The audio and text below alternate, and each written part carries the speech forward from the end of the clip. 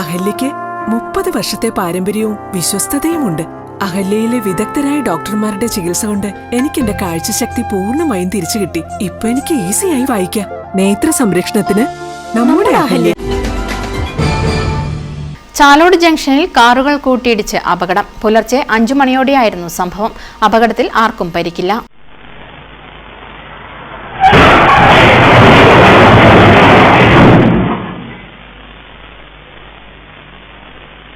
കണ്ണൂർ ഭാഗത്തു നിന്നും വരികയായിരുന്ന കാറും ഇരിക്കൂർ റോഡിൽ നിന്ന് വന്ന കാറുമാണ് കൂട്ടിയിടിച്ചത്. ഇടിയുടെ ആഘാതത്തിൽ നിയന്ത്രണം വിട്ട കാറുകൾ റോഡരികിലെ BSNL ജോയിന്റ് പില്ലർ തകർക്കുകയും സമീപത്തെ ഹോട്ടലിൽ പലഹാരവുമായി വന്ന സ്കൂട്ടിയിൽ ഇടിക്കുകയും ചെയ്തു.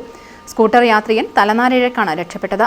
വിമാനത്താവളത്തിലേക്ക് പോകുന്ന കാറുകളാണ് അപകടത്തിൽപ്പെട്ടത്. അപകടത്തിൽ ആർക്കും പരിക്കില്ല.